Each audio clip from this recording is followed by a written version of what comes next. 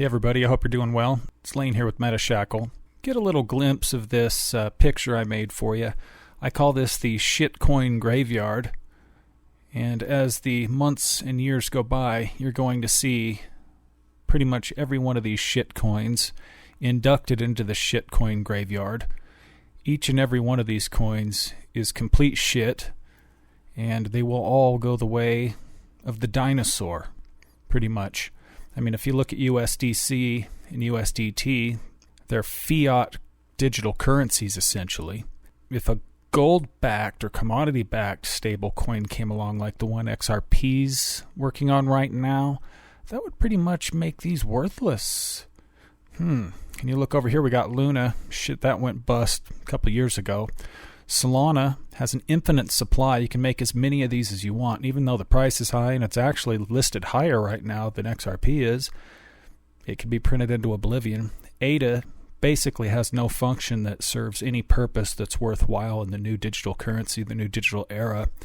And as I showed you in a video a few days ago, Ethereum is obsolete. And I'm still a little bit unsure about Polkadot, so we put it off to the back here. They might get resurrected from the dead. But you look at Binance, I mean, these dipshits are already in a shit ton of trouble. Just look at their old chief. Look what happened to him. You think he's the only one doing that? And they were dumb enough to actually put the Masonic square and compass right here in the logo for the world to see. So in my book, that's double shitcoin. So this is from an article that was posted in 2014 on crypt.la. And I want you to keep this in mind. This was the person who owned the website who wrote this article. I expect Ripple to prove itself useful to the international financial system. That means FIDOR's probably the first of many banks that will adopt the protocol, and the price of XRP should rise from here. FIDOR's integration proves something that I've been thinking and writing about recently. Ripple's more of a backbone product than a cryptocurrency. FIDOR doesn't expose customers to XRP or provide a mechanism for customers to acquire XRP. Instead, the bank's using its own XRP to shuttle euros around behind the scenes. This means we could have a future where the Ripple protocol is widespread, and yet members of the general public may not even know what an XRP is.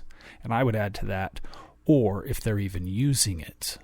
Now, it's well known that the BRICS countries, Brazil, Russia, India, China, and South Africa, are going to use a gold-backed currency that's going to be digital, and I have already proven on my channel that it's going to be on the XRP ledger. Now, it says here, the BRICS countries, including Brazil, Russia, India, and China, have settled on using gold as the basis for the new international currency system, separate from the US dollar and the euro. Bye-bye US dollar and euro. The idea of the BRICS currency backed by gold has gained attention. As a potential challenge to the established fiat dollar system, the proposed envisions of the currency tied to physical gold to provide stability and value preservation in contrast to the perceived volatility of a fiat currency. While the idea of a BRICS currency backed by gold has its merits, it also raises concerns about potential dangers it could pose to the fiat dollar. Of course, that's why they're doing it, right? Which has been the bedrock of international monetary system for decades, which is the problem. However, some analysts believe that a BRICS currency backed by gold could lead to a significant uptick in the demand for precious metal, driving up its price. Of course, that's why they're doing it. They make this sound like it's a bad thing. But if you're holding a currency that's backed by gold and the price of gold is rising, guess what? Your buying power is increasing, which is driving the prices of all the goods that are denominated in that currency down. So right here it says that the World Bank classifies XRP as a stablecoin for cross-border payments. This was February of 2024. Now right here it says that the World Bank report also emphasized that XRP and XLM enable faster and more efficient cross-border payments than traditional correspondent banking methods. Of course they do.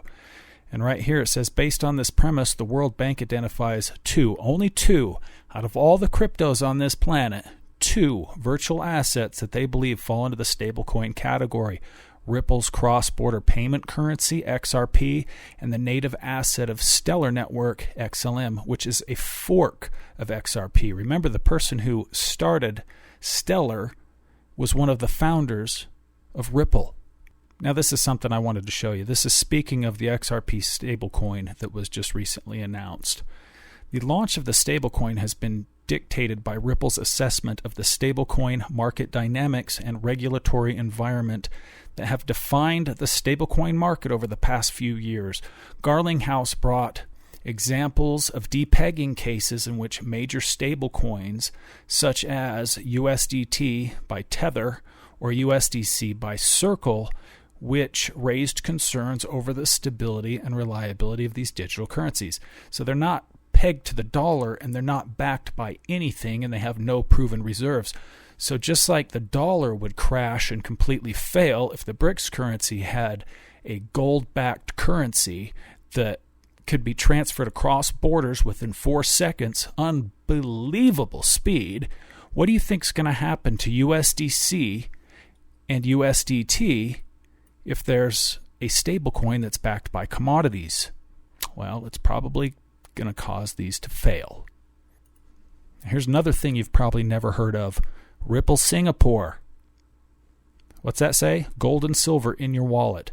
This is from May 2015. 100% reserves, gold and silver. Everybody's saying that this BRICS currency can't happen because there's never been a gold-backed digital currency, but in fact, there has, and it was already on the Ripple network. Imagine that. Our services: buy bullion, trade bullion, free storage, download bullion, upload bullion, spend bullion at debit card POS. So they've beta tested this already, and you can see that it didn't last very long. They put this together, tested it, it worked, and then they shut it down because they're waiting for the right moment to release it. They're not interested in just doing this in Singapore. They want to do this globally.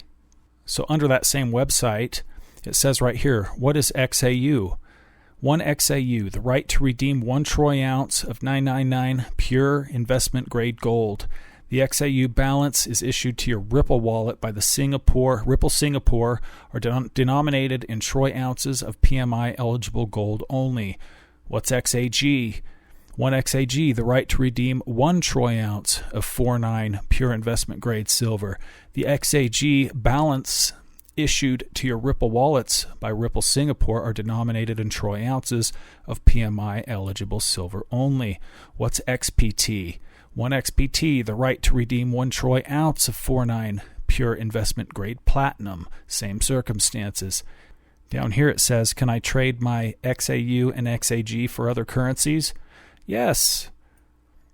In the trade module of your Ripple wallet, you can enter offers to sell your XAU and XAG for any on Ripple currency.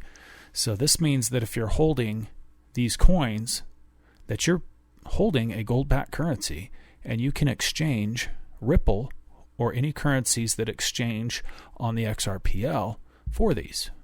Wow. Why would you want to hold dollars then?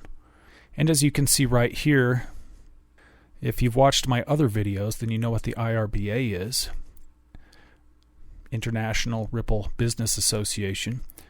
As a listed gateway, we publish in accordance with the IRBA rules the following information for general public.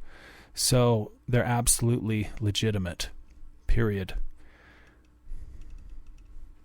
Now if we go here, about us, we are very pleased to not only bring you the first Ripple Gateway in Singapore, but also the first Ripple Gold and Silver Gateway. Ripple Gateway Pte. Ltd., established in November of 2013 in the Republic of Singapore, operates on a Ripple Gateway to enable customers to deposit and withdraw gold, silver, and currencies in and out of the revolutionary Ripple payment network. This is only the beginning. We're very excited about building further innovative services in this space and would love to hear your feedback. So, even though they beta tested this and shut it down, it's pretty clear that they've got bigger plans for this, right? And so it also says here that we have chosen Silver Bullion Pte Ltd as our trusted bullion supplier, and all our reserve bullion bars are held in the safe house operated by Silver Bullion. Okay, so if you go to their website, you can see here, this is their website. This is their CEO, Gregor Gregerson. Jesus. And here's his profile at Silver Bullion. Absolutely legitimate. So now think about this for a minute. Why would XRP want to make a stable coin that's backed with commodities? Well, right now you can't really stake XRP without taking severe risk. You can use the AMM to generate a yield over time, but you are putting your assets at risk. I mean, you could lose a percentage or all of your assets using an automated market maker. But now just imagine if the XRP stablecoin is going to be backed by cash, U.S. Treasury, or U.S. dollar equivalents, and XRP has already been deemed to be a stablecoin by the World Bank, then that means that XRP is in fact a cash equivalent. So they could back the XRP stablecoin with portions of XRP. So that would create the ability for XRP holders to actually stake their XRP, lock it up, which would create stablecoins based on the current market value of their XRP. So let's say that you had 10,000 XRP and you locked it up and XRP was at $1. Well, you could create 10,000 of these XRP stablecoins by using your XRP as the backing or the collateral for those stablecoins. And as they circulate throughout the market, they're going to generate a variable yield. So that would be the return that you would receive by locking up your XRP. And you're not putting your XRP at risk because it's locked up, and you're also still going to get any potential gains in the price changes. And if the price changes, say it goes up to $2 during the time it's locked up, you've now created the possibility to get another 10,000 XRP stablecoins out of the amount that you've got locked up. So now instead of having 10,000 stablecoins, you can actually have the backing for 20,000. So this is going to provide a way, in my opinion, for XRP holders to stake their XRP and back XRP stablecoins with it. Not only that, but the BRICS system that they're creating right now, the BRICS currency, that's going to run on the XRP ledger has already been beta tested with Ripple Singapore, and they know that it works. Think about that.